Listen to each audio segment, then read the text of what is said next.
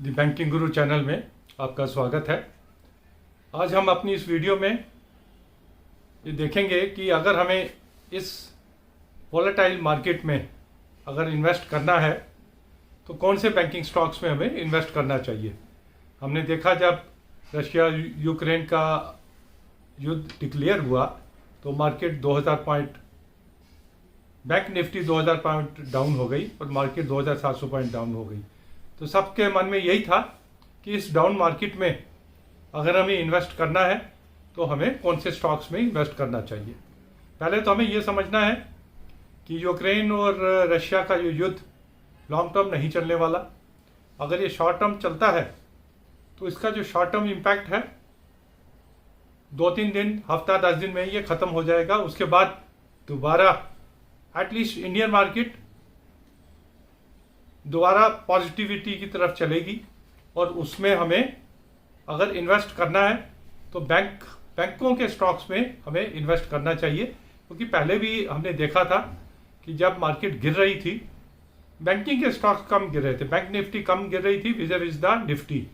तो जब चढ़ेंगे उस समय भी बैंक निफ्टी फास्ट चढ़ेगा विज़ द निफ्टी। तो आइए देखते हैं, पहले बड़े बड़े बैंकों की बात करते हैं कि अगर बड़े बैंकों में हमें इन्वेस्ट करना है तो कौन सा ऐसा बैंक है जो आज भी इन रेट्स पे भी स्ट्रांग लगता है। तो उसके लिए डिफरेंट पैरामीटर्स पे हम देखते हैं। लास्ट क्वार्टर की परफॉर्मेंस के बेस के ऊपर हम ये डिसाइड करेंगे और ये प्रिज्यूम करके कि जिन बैंकों ने लास्ट क्वार्टर में अच्छा किया वो इस क्वार्टर में भी, मार्च क्वार्टर में भी अच्छा करने वाले हैं। तो पहला हमने क्राइटेरिया लिया है ऑपरेटिंग प्रॉफिट का।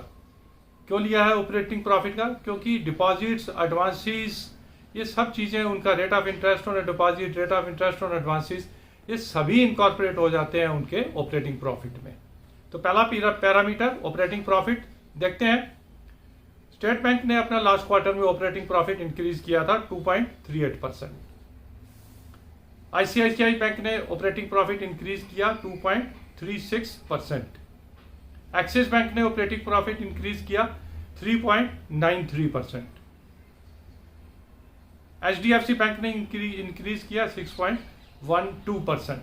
तो ऑपरेटिंग प्रॉफिट के बेस पे अगर देखें तो हमें एचडीएफसी बैंक अच्छा लगता है, ये प्रिज्यूम करते हुए कि अगले क्वार्टर्स में भी इसी स्पीड से वो अपना ऑपरेटिंग प्रॉफिट बढ़ाते रहेंगे।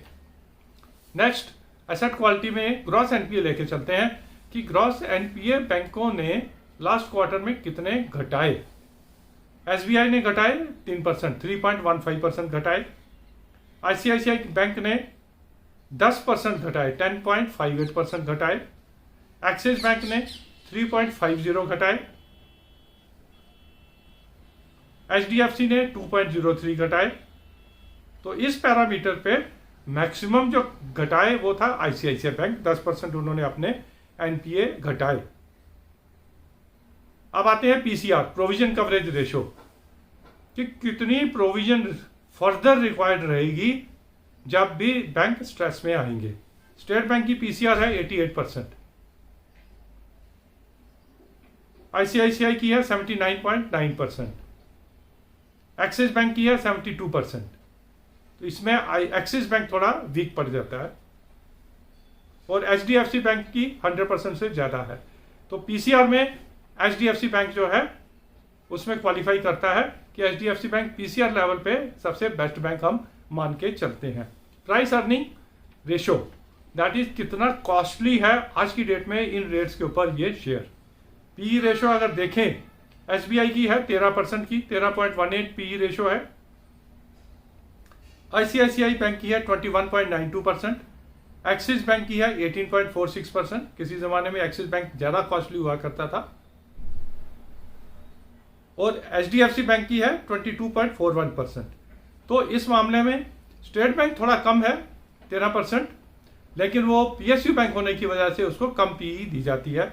और बाकियों में आईसीआईसीआई, एक्सिस, एचडीएफसी तकरीबन सारे ही 21-22 पे चल रहे हैं। एक्सिस थोड़ा 18 पे चल रहा है। पीई रेशो में एक्सिस बैंक 18 की पीई रेशो पे बेटर लगता है, हालांकि स्टेट बैंक उससे कम है, लेकिन स्टेट बैंक पीएसयू होने की वजह से इसे कम ही पीई मिलती है।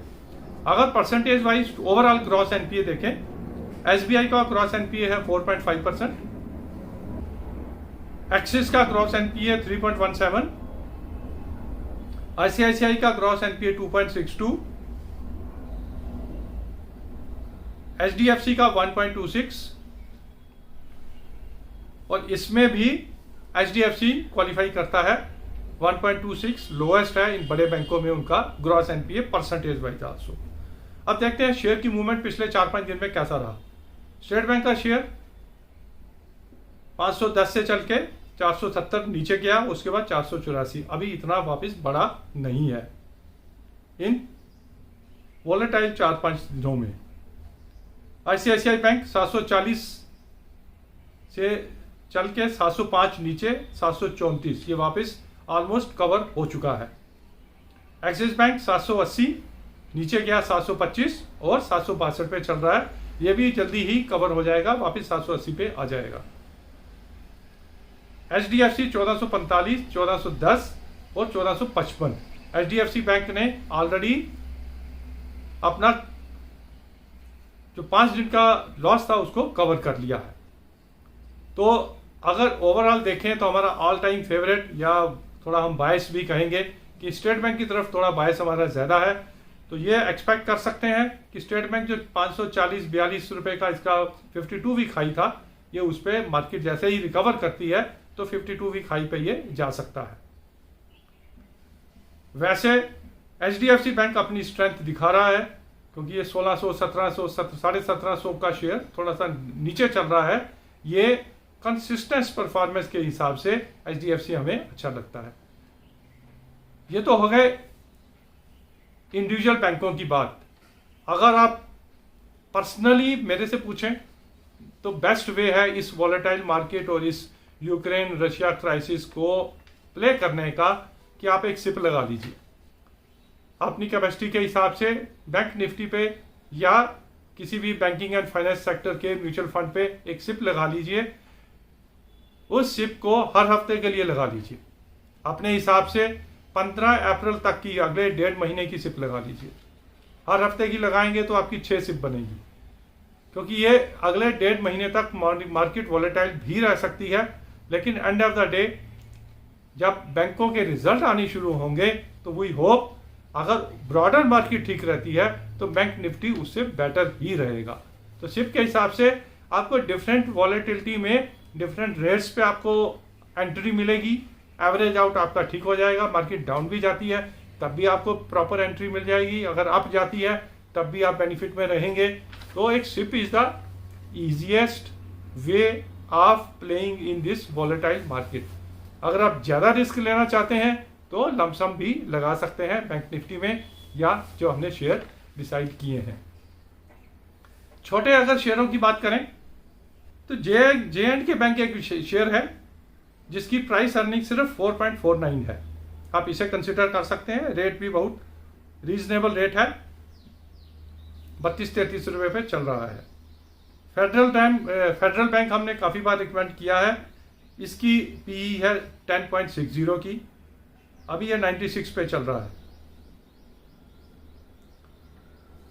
और लॉन्ग टर्म रिस्क लेना चाहते हैं तो यस बैंक 13 रुपए पे कहीं नहीं गया, इससे नीचे क्या जाएगा।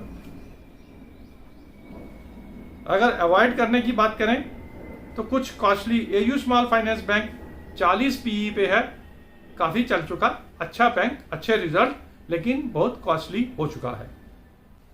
कैनरा बैंक हमने रिकमेंड करना चालू किया था, अभी भी वो 7.6 पीई पे है, अभी भी रीजनेबल है और ठीक रिजल्ट्स दिखा रहा है।